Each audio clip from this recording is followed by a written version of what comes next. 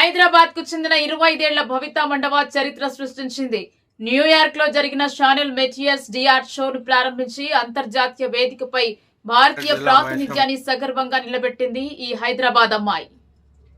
ప్రపంచ ప్రఖ్యాత luxury house అయిన షానెల్ షోను ప్రారంభించిన మొట్టమొదటి ఇండియన్ మోడల్ గా ఆమె నిలవడం విశేషం. కాఫీ రంగులో ఉన్న సౌకర్యవంతమైన quarter zip sweater, classic denim jeans లో మెరుస్తూ భవిత మండవ చరిత్రలో నిలిచిపోయారు. తెలుగు గడ్డ నుంచి వెళ్లి 25 ఏళ్లకి లగ్జరీ ఫ్యాషన్ హౌస్ అయిన షానెల్ షోను ప్రారంభించిన మొట్టమొదటి ఇండియన్ మోడల్ గా ఆమె రికార్డు సృష్టించారు. 2018 తర్వాత న్యూయార్క్ నగరంలో షానెల్ ఇంత పెద్ద షోను నిర్వహించడం ఇదే తొలిసారి. గ్లోబల్ మోడల్ గా ఎదిగిన భవిత మండవ మోడలింగ్ ప్రపంచంలోకి అడుగుపెట్టిన చాలా తక్కువ కాలంలోనే ఇంత గొప్ప ఘనతను భవిత మండవ సాధించడం గమనార్హం.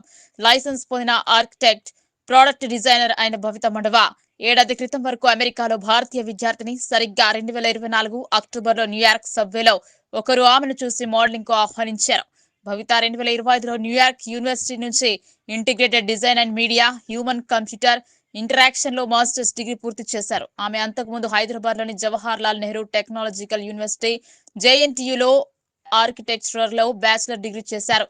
ఎన్వైయూ నుంచి డిగ్రీ పూర్తి చేసిన భవిత స్థిరమైన టెక్నాలజీ కెరీర్, మోడలింగ్ లో ఉన్న అనిశ్చితి మధ్య ఎంపికను నిర్ణయించుకోవాల్సిన పరిస్థితి వచ్చింది. ఆ సమయంలో ఆమె తల్లిదండ్రులు ఈ నిర్ణయాన్ని తీసుకోవడానికి సహాయం చేశారు. మెటియర్స్ డిఆర్ట్ అంటే ఏంటి?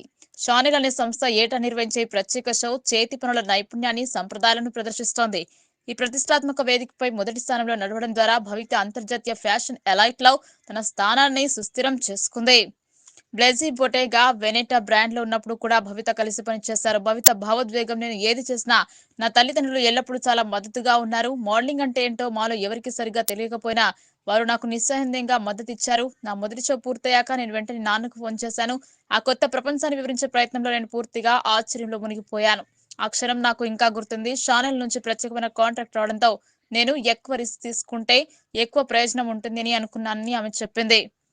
భవిత ముఖ్యంగా కాస్టింగ్ డైరెక్టర్ అనితా బిట్టన్ కు ధన్యవాదాలు చెప్పింది. అనితా బిట్టన్ దశాబ్దాలుగా ఫ్యాషన్ పరిశ్రమలో వైవిధ్యం, సమర్థవంతమైన ప్రాతినిధ్యం కోసం కృషి చేస్తున్నారు.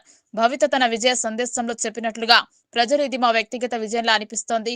ఈ ప్రాతినిధ్యం మా గాయాలను మాన్పిందని చెప్పడం. ఫ్యాషన్ ప్రపంచంలో భిన్నత్వం లేకపోవడం వల్ల చాలా మంది అనుభవించిన అంతరాన్ని భవిత పూరించినట్టు స్పష్టమవుతుంది.